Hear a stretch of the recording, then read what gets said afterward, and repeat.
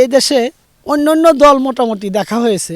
আমি মনে করি একটা ইসলামী দল যদি আসে, দেখতাম যে ইসলামী দলরা তারা কিভাবে এই দেশটাকে পরিচালনা করে। আমরা চাই সরকারি হাসপাতাল উন্নত হোক, আরো বড় হোক, একটু ওষুধপাতির দাম একটু আমরা যাতে বাঁচতে পরীক্ষা নিরীক্ষা একটু হাসপাতালই হোক, উন্নত হোক হাসপাতাল। কোনো পুলিশে ঘুষ টুস না দেওয়ান লাগে, আমরা যাতে শান্তিতে থাকতারি। যে কোনো সরকার আয়োগ, নতুন আয়োগ আয়োগ, আমরা যাতে শান্তিতে থাকি। পেঁয়াজ তেল এগুলো আর কি না, কারণ হলো আমরা তো গরিব মানুষ, সারাদিন 400 টাকা কাম করে আনলে যারা সংসার চালাইতারি না।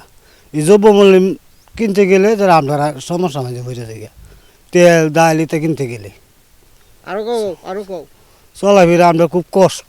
সার ফসফেট এই যে কোনো কীটনাশক আমরা সব কিছু তো আমরা অনেক দর পাই।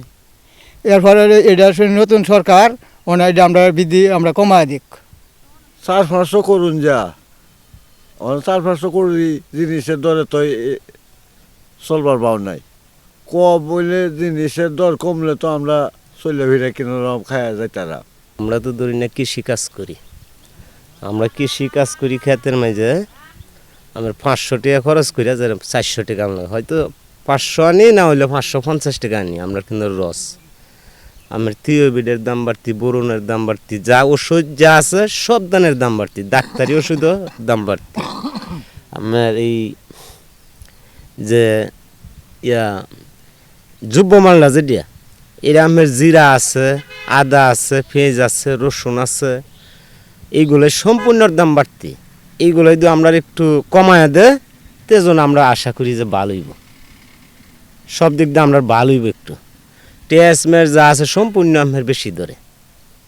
তো মানে বর্তমানে সরকার তত্ত্বাবধায়ক সরকার, সামনে সরকার আসলে আরও যেন আমরা একটু শান্তি আশা করি আসি, যে কমাইবার চেষ্টা নিয়ে আল্লাহ করে, হেলা নিয়ে একটু আল্লাহ রহমত করে দুজন হেলা কমায় দিব, যে আমরা যে সুষ্ঠুভাবে চলতে পারি।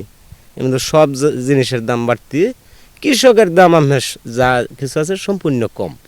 অফিস আদালতে গেলে ঘুষ যাতে নাও, আমরা এহেনি চাই, আমরা টাকা পয়সা চাই না, আমরা গ্রামের মানুষ শান্তি চাই,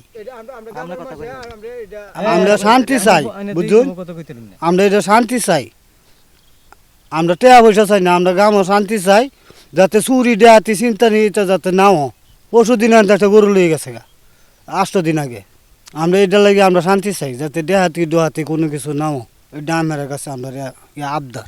এই বছরে সাধারণ মানুষের চাওয়া হলো যে দ্রব্যমূল্য ক্রয় ক্ষমতার ভিতরে আনা।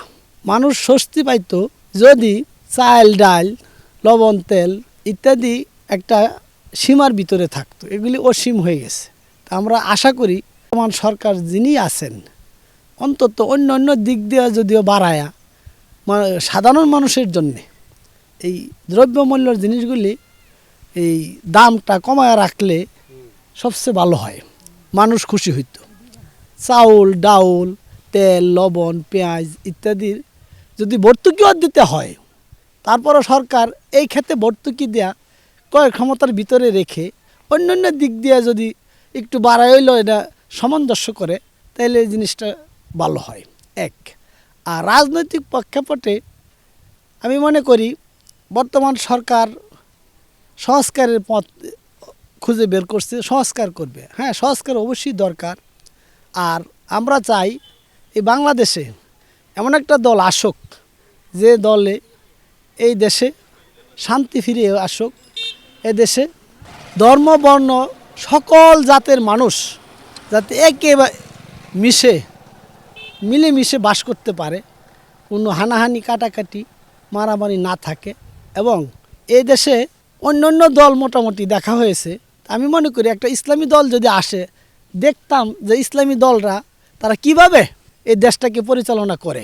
এই জিনিসটা আমাদের একটু দেখার প্রয়োজন। এবং মোটামুটি এলাকার গ্রাম্য এলাকার মানুষ যারা আছে সকলেই মনে মনে এমন একটা প্ল্যান, এমন একটা যে সকল দলই তো দেখলাম, আর একটা ইসলামী দলকে দেয়া দেখি আসলে দেশে শান্তি আসে কিনা। তো আশা করি আল্লাহর জমিনে আল্লাহর আইন অনুযায়ী যদি এই রাষ্ট্র পরিচালিত হয়, তাহলে আমার বিশ্বাস, অন্তত আমার না সকল এই সাধারণ মানুষের বিশ্বাস, যে এই জমিনে শান্তি আসবে এবং এই শান্তিতে বসবাস।